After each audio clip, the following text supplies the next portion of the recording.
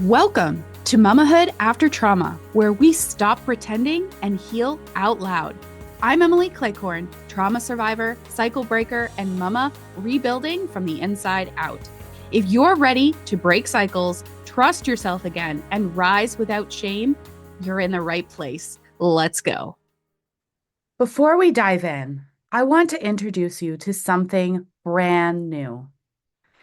If you love the podcast and want a deeper connection to your healing, check out the monthly Peace Pack, a small trauma-informed tool delivered each month straight to your mailbox to help you find calm in the everyday. You'll also get access to our private Patreon community where mamas like you can share, support, and learn together. Sign up with the link in the show notes. Hello, mama, and welcome to this episode of the Mamahood After Trauma podcast. I am thrilled that you have taken some time out of your busy mama schedule to tune in and listen to our conversation today. Today, I am excited to be joined by Melissa Schultz. Welcome. Thank you so much for having me. I'm really happy to be here. Yeah, I'm looking forward to our conversation because I think a lot of mamas will be able to resonate with what we're talking about. So let's right in. Can you share a little bit of your story and how you came to be working in this space? Yeah, so I am Melissa. I'm a parenting coach, and my specialty is helping kids who are strong-willed, highly sensitive, or neurodiverse. I started working with kids with behavior challenges like when I turned 18, which was like a really long time ago. And I worked in group homes, in like specialized schools, and I worked in shelters for teenage prostitutes, like a lot of very intense places with a lot of intense behaviors. Um, and then it's like my journey is like kind of weird, but I love it because I got like such great experience that I would like have all kind of put together to do what I do now. So yeah, I got my master's in counseling. I became a board certified behavior analyst. I started a different company that provided like in-home behavioral health care to families. So I got to work in lots of families' homes. I had a team of about 75 people, going out to different people's homes, helping with behavior stuff. And through that, even though it was great, I just noticed there was really a big gap between like maybe what medical insurance will pay for families to get and what families actually need when they are struggling with these challenging behaviors. And so started this business really like specifically to fill in all the gaps so that families, when they are struggling with some challenging behaviors with their kid, they have like everything they really need to just set everyone up for success and just enjoy motherhood so much more. Yeah. Thank you for sharing your story. Yeah. When you are a mama who is navigating a healing journey Mhm. and you add in the complexity of a neurodiverse child Mhm. or a highly sensitive child Mhm. or a child with challenging behaviors, which at some point or another, all kids have Yeah, challenging for behaviors. sure. It's part of the development process. Yeah, part of being human. I have challenges It's in part here of being sometimes. human. Yeah. It really adds a layer of complexity Yes. to everything because Yeah. your kids' nervous systems are trying to figure everything out for the first Mhm. time and navigate that. Yeah. And your nervous system is on edge because of your Yeah. background. Yeah. So what have how do you help mamas who are navigating that sort of a journey? Yeah. That's such a good question. And yeah, like, our kids just kind of come out. I don't know. There's like the nature versus nurture debate, right? Like, how much is the environment? How much is them? Like, after having 3 of my own kids and 2 of my kids are neurospicy, like, I really think so much of it is just like, they just came out this way. Like, they did not learn that from anyone in the South. Um, and so sometimes, we just have kids that their personality is a little bit different. The way their brain works is different. And then, yeah, when we have, are overcoming trauma, have a trauma history, often, maybe it's one that has affected that child as well. So now that child kind of Mhm. has even just going through trauma for a kid, they react with challenging behaviors because they, Yeah. you know, that's like the reaction to that. And so if you already have a child with a history of trauma and you are trying to walk through your own healing journey, and then maybe also the child has something going on, or maybe not, maybe just the challenging behaviors from just walking through the healing journey is the main problem. Uh, it can be like a very challenging situation. And so I think like the first thing I would say in those situations is just like having so much love and compassion for everyone involved. Like Yeah. everyone is doing their best. Like you're doing your best on your healing journey. Your kid is doing their very best too. Like maybe we can be sad sometimes that your kid's very best is like, throwing stuff around your house or, having big meltdowns, but like that is still like their best way of trying to make sense for the world and heal. And so I think in those situations, we just really need support. It like especially Absolutely. for the mom. Like we do, I always say like it's not fair, but like we set the tone for our kid, right? Like it's like not like our Absolutely. nervous system and their nervous system. Like we're all one nervous system. And so again, it's not fair that how I'm feeling is really going to have a big impact on my kid because I'm an adult that and I get to have feelings and have hard days too. But also recognizing that what's happening for me is really going to set the stage for my kids. Um, Mhm. as long as you take that as like very empowering, I think that can be really helpful. Sometimes we go the other way and then we Yeah. feel guilty and we're like, oh no, now Mhm. I'm like ruining everything. So that's not a thing. You're doing your very best.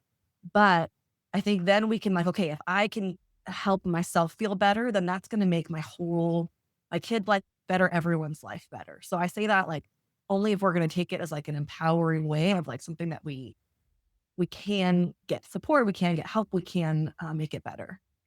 Absolutely. Because, that guilt spiral that we can go down, it doesn't it doesn't help us. It doesn't. It it Yeah. only it only exacerbates the frustration and the Yeah. challenging behaviors. So It just keeps you as like stuck as there.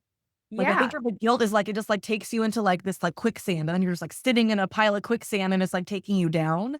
And sometimes it Yeah, looks very like we're just like used to feeling the guilt and going that way because mom guilt is so real for it everyone, is. but it's not helpful, and you don't have to feel guilty because you're doing your very best. So yeah, I'm like never take anything I say as like to make anyone feel guilty. If you're listening to this, like if it makes you feel guilty, then just don't listen to that part. Just take what's going to help you feel like empowered because I never want yeah, every mom is Yeah. very best. So let's let's dive into some tips and techniques because you're if you're a mama and you don't have the coping skills for yourself, it's really hard Mhm. to teach your kids Yeah. how to navigate their big feelings Yes. because you don't know how. And Exactly. um I know for me personally this has been a learning experience because Mhm. I've got neurospicy kids. Yeah. 2 of them. They both came out neurospicy. So Yeah. and being really honest with yourself that, Mhm. okay, I know your behavior isn't personally directed at me, but Mhm. man alive, does it feel Yeah. like it? And I'm triggered by your behavior Yes. right now. Yes. And that doesn't make you a bad mom. It Yeah. makes you human. Yes. So, what are, I don't know, 1 or 2 tips that you can share to help to diffuse a volatile situation with a neurospicy kiddo? Okay. 2 tips. Okay, so the first one I'm gonna tell you is more like how to just make everything better, and then maybe I can give you one for, like, in the moment, right? So I think in general, as moms, we just tend to put ourselves last, right? Like, Absolutely. we can go to sleep maybe when all the kids are already asleep and and the house is perfectly clean and everything is ready for tomorrow. Like, we have this long list of things that we have to do. And so then if it's not done, we don't sleep, right? If the kids need something, we don't eat, or we just like eat the leftovers off their plate. And so we end up like, because we love everyone and we don't want to be selfish, maybe, right? We just kind of fall into this trap of always putting ourselves at the very, very bottom. But then like we run out where we actually get to taking care of ourselves. We run out of energy and time. And so we just never take Yes. care of ourselves. And like they say on the airplane, you have to put your mask on first, right? Like if there's no whatever air in the plane, if you put your mask on the kids first, then like everyone dies basically, because now no one's helping the kids. And I think being an effective mom, especially when you are on a healing journey, when you have kids that have challenging behaviors, it is more important than ever to really take care of yourself. So like Yeah. eat actual meals that are fueling your body. Like Yeah. leave the kitchen a mess and go to bed. Like get some sleep. Like really just those basic things. Like even like having breaks for yourself, like alone time, or really like doing things that bring you joy. Like I do this with moms a lot, and a lot of people in my like challenge, and take this challenge if you want, like just 10 minutes a day, do something for you that brings you joy that's not kid related. And all people are like, I don't even know what I like anymore. Like what even brings me joy? Yeah. We're caught up in motherhood. We're like, I don't even know. So if that's, you listening, like, what did you like to do as a high schooler? What did you like to do, before kids? And like even reconnect, like some of my clients have, started choir, or I like dancing as a kid. So I've taken some adult dance classes, or, maybe it is a bath or a massage or whatever that is, but really taking good care of yourself so you are filled up and you can pour into your kid. Like this is permission. It's not just like the best thing you can do for your kids. And so they need you to take good care of you, especially on this journey. Absolutely. Yeah. You can't pour from an empty cup, Mama. Pour from an empty, but we keep thinking that we just can if we just try harder, right? And then That's true. That's true. Then we can't. So I think overall, if you do that, like in general, you're going to notice like behaviors are a lot better just by doing that. Like you are going to feel less triggered because you have slept, you have eaten, right? You're taking care of your basic human needs. And so just that is actually going to make a really big difference. So I like to start with that one because that feels great for everyone. And sometimes like, if we recognize we're doing it for our kids, that gives us permission to do it. So do that. I think in the moments we want to, like, kind of like you said, like we want to be aware of our own emotions. And a lot of us did not grow up learning how to manage our own emotions. So we're like trying to teach that to our kids while we're trying to learn ourselves, which is challenging, but also like the best possible gift we can give our kids. And so in the moments, I really try to stay like taking a deep breath, right? They always say that, but like actually like taking a beat for myself before I react. And I like to try to like center myself on helpful thoughts. Because in a moment, my brain wants to be like, yeah, like they're doing this on purpose. I've already told them a million times they shouldn't be doing this, right? All of those thoughts are going to make me feel really angry or frustrated, right? Maybe those are true thoughts, but they're very not helpful if my kid is having, a meltdown in the grocery store or refusing to do their homework, right? Now I'm frustrated, they're frustrated. It's just going to keep escalating. Nothing's happening. Nothing good is happening. I'm just ending back up in that quicksand and we're all mad. So I usually choose thoughts in that moment after I take a second, like where like my kid is doing the very best they can right now, right? Like this is their best. Again, I can be sad that this is their best, but like something's going on for them. Like they're trying to communicate something with me. Like they're a really good kid. I'm a good mom. They're just having a hard time right now. So whatever version of that is meaningful for you, like write it down, set it, post it on your mirror, like remember that and like try to tell yourself that. And the moment when you start feeling frustration or they start misbehaving, it just helps you more calm and more like curious about what's happening for them. And that's going to really help you, if we can like be more curious about why they're doing it versus mad that it's happening. The curiosity is going to lead us to a much better solution. We're going to be able to handle the situation better versus feeling. And then even later feel mad. Later, do all the things, go scream into a pillow afterward. But in the moment, you want to like help the situation. And so the more calm you can be, and I've really found is kind of having those helpful thoughts can put me back into like more curiosity. Yeah, and when you're calm in a situation like that, it lets your kid know that, "Hey, mama's still safe," Yes. and that's huge. Yeah. I might one of my favorite analogies for that is like, I'll say like, "Hey, imagine you're like, walking down a path and then you see a little brush fire."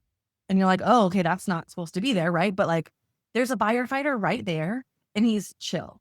He's like looking at his phone, talking to his buddy, like no big deal. So you're like, "Okay, that's weird that there's a fire there, but that expert is not worried about it. So like I'm okay." Right? So I'm going to keep doing what I was doing. I'm not going to really change my behavior. I'm probably just going to keep walking by. However, if I'm on the same walk and there's the same little brush fire and that firefighter is like yelling into his radio or like running around and like scooping dirt, right? I'm going to become escalated. My behavior is going to change, Yeah. right? Hopefully, I think I would maybe run over to help. Maybe I would run away, but like that behavior of that expert is going to change my response. And Mhm. for our kids, I think of it as like that brush fire. It's kind of like that emotion inside of them, right? Yeah. Especially if you have little ones, but anyone we're teaching emotional management to, they're like, "Oh, this is like uncomfortable. This isn't supposed to be there. This isn't usually there." Right. And then they look at the expert, which is us, again, unfortunately. And then if they're getting more and more upset, then they're going to be like, "Oh, this feeling is not safe. This feeling is a Mhm. problem. This feeling is scaring my trusted person." And now your child can have a much bigger reaction because Mhm. not only like they have the feeling that was already there, but it's going to amplify. And so the more we can be just like you're saying, that calm person, like, yep, it's okay you're feeling like that. It's okay that you're, maybe not okay that you're acting like that, but like I will stay calm no matter what you're doing. I'm confident I can handle it no matter what you're doing. Your child's still gonna have the feeling, but it's not gonna grow. Yeah. You're not gonna water it. Yeah, exactly. Right. So, how share a little bit, maybe a success story, if I can get the words out. Uh, a success story, that you witnessed. Yeah. Oh my goodness. There's so many wonderful families. So most of my clients are moms, but then I do get to work with a couple dads, and that's wonderful. And so I recently finished up with a dad who I worked with one on one for about a year. And yeah, his story is so cool. Like he just knew he was yelling all the time at his kids. And Mhm. he like such a good dad, like such a wonderful family. Um, they have three girls. I'm the oldest of three girls. So I already like really just like it was like a very cool little connection. And he had a very spicy, like kindergarten girl, like his middle was like super spicy. And he was just finding they were butting heads and he was yelling at her all the time. And he was just like, "That's not the dad I want to be."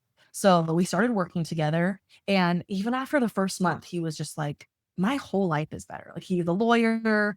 He was just noticing how a lot of the things that we were doing were like really helping him with his daughter, but also just helping him with his life. Like, Mhm. so he was like doing better at work. He was just happier in general, like less marital tension, like in such a short time. And so then he just wanted to keep working on stuff. So yeah, we just finished. And now like when he talks about, of course his little sweet girl is still very spicy and hilarious, but now I feel like he has like spidey sense for her. Like he knows exactly when she's about to do something like she has a lot of impulsive behaviors and he's like, "Oh, I know, can see it's coming. I'm heading over there. I know why. I know what to do." So like it just Mhm. doesn't really make him mad anymore. So he's not yelling. But like, yeah, like he has like the spidey senses. He's just like got her on lock. He knows exactly what's going on and why and what to do. And so just like the gift he has given his family and this girl Mhm. who is so amazing and going to be a great adult, right? Growing up with a dad that understands her and knows exactly like how to love her and respond to her versus getting frustrated and yelling all the time is like, I just think about their whole family and how that's going to be different forever for them. And yeah. Yeah, so truly by him doing the work to Yeah. get his to stop yelling Yeah. and understand, Yeah. um, he not only made his life better now and Yep. his daughter's life better, Yeah. but it impacted his whole family, Yes. and it will impact his, well, likely all 3 girls, but especially Yes. that middle. Yeah. that middle little girl, Yep. for the rest of her life. And even like now, like when our kids grow up knowing how to regulate their emotions, like he learned, how to do it for himself and is teaching them. Now, when they have kids, they're not going to have to learn it as adults. So it's like, it's even a gift to his Yeah. future grandkids. Yeah. And his kids Yeah. get to just grow up learning how to do this versus having to figure it out as an adult Yeah. with a screaming child in the background. The ripples are huge. Yes. Yeah. Um, how can our listeners connect with you further if they'd like to do so? Yeah, I would love to chat with them. I am on Facebook and Instagram at Confidently Mommin. And my website is www.melissaschultz.com. Schultz is Schulz. I know there's like a million spellings of it. And I have a free e-guide that would be great for all your listeners. It's how to get kids to listen. So they can download that for free from my website. And then I usually have different free events going on every month just to serve these moms. So that will get them on the list. They'll be the first to know about different events that I'm doing. And I do free consultation calls for anyone that is interested in coaching. So that way we can kind of chat. I can figure out what's going on and see if my program is like the perfect fit to help.